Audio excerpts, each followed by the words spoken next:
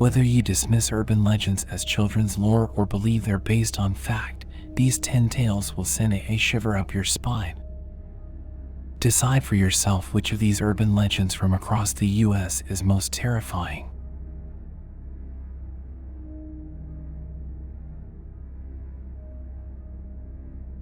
The legend of Hug and Molly is clearly a tool used by parents to get their children to obey the rules.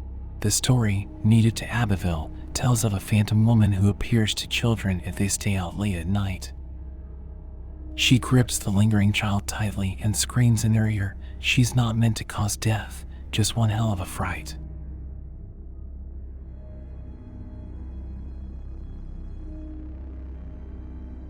The Kalapalik, an Inuit version of a mermaid or siren, calls to children who are wandering too close to the seashore with her humming, then takes them away in her baby pouch.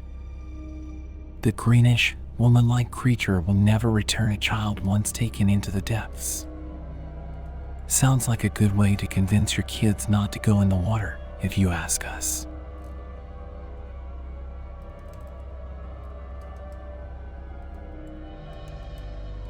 Also known as Luana's Canyon, Slaughterhouse Canyon tells the gruesome tale of a 19th century gold miner who failed to come home to his family one night.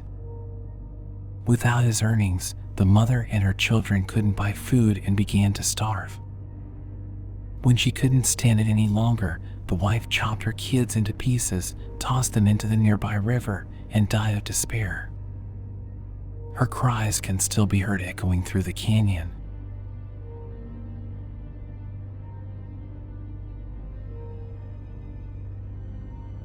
Like many urban legends, the story of the Gordon Light has several variations. In one, a railroad worker was hit by a train and decapitated.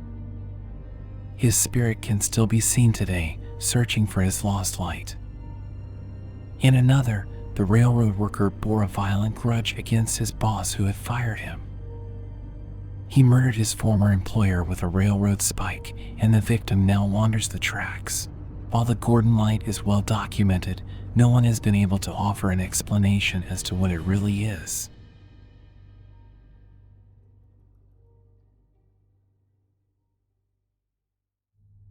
Per local lore, a father and son were trapped in a horrible fire.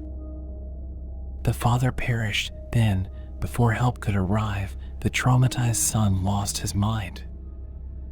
He skinned his father and then ran into the forest. Now, known forever as Charman, his blackened, bird body is said to attack motorists on Creek Road in Ojai as he seeks more human skins.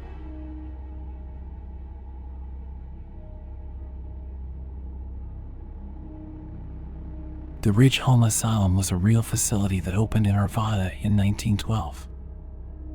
It reportedly housed patients who were horribly mistreated, some of whom weren't even mentally incapable, but had just been forsaken by their family. Though it was demolished in 2004, people say they can still hear the screams and see the apparitions of former patients on the grounds.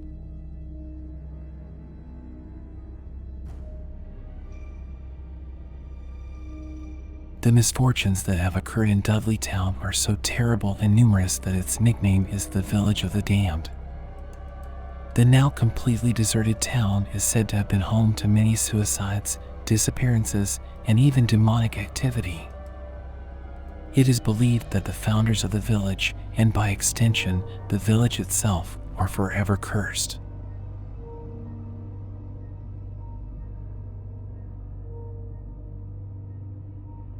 A prisoner camp during the Civil War, Fort Delaware in Delaware City was ultimately home to more 30,000 Confederate soldier inmates. The few thousand that died before they could leave the Union fort are said to still haunt the area.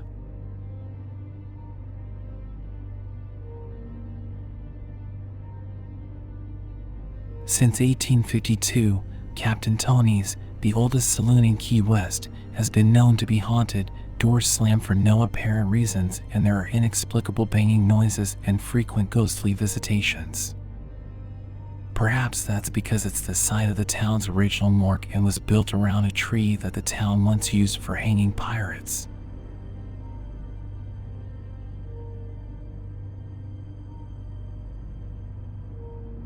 As the story goes, in 1848 Alec and his wife, Betsy, both slaves, were in their home one night when their master, drunk and belligerent, crashed open the door. He attempted to attack Betsy, but Alec fought him off. Undeterred, the master chased Alec up a ladder into a loft. As the struggle continued, the master lost his balance, fell out of the loft, and died. Even though Alec turned himself into the sheriff the next morning, explaining that what happened was in self-defense, he was still charged with murder, par for the course in the antebellum South. Alec was imprisoned in the old Lawrenceville jail and later executed unjustly for the crime. People say they can still hear his sorrowful song traveling through the walls of the old jail.